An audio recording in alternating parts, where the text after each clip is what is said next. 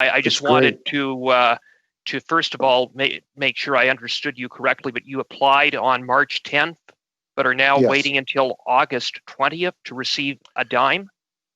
Yeah. So what happens is with EDC and like any other, like most conventional lenders, even though I signed the term sheet, it's draft, and then it's got to get up to committee approval. And then once that starts, then the lawyers have to do their thing.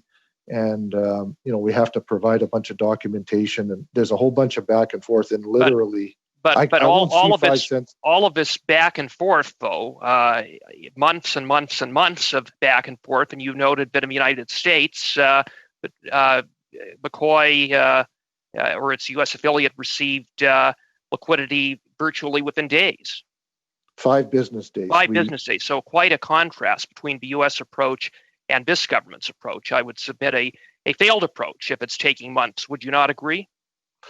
I would say it has significant room for improvement. Right. Now, as you noted, the finance minister talked about support for the energy sector within hours, days, months. More than a month went by before there was the $1.7 billion package for orphaned wells, which, having regard for all of the federal spending, I would submit as a drop in the bucket and limited in terms of the scope and effect of that program.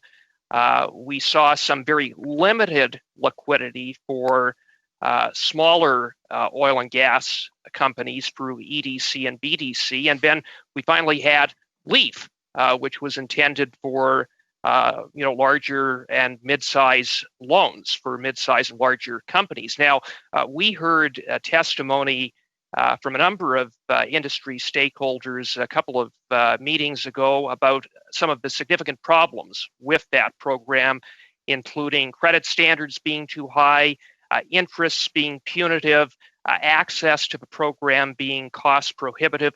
Would you share those concerns? Would you be able to comment on LEAF and its effectiveness? So we've not, just to be clear, we've not looked to participate in the LEAF program. I can just say that even with EDC and BDC, they're not the like a chartered bank, so you're going to pay higher. Your cost of capital is going to be higher, but not like mezzanine debt. So it's kind of in between. The thresholds are high with BDC.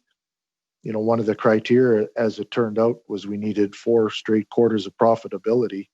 And I remember telling them if I had 4 straight quarters of profitability, I wouldn't be in a hurry to talk to you.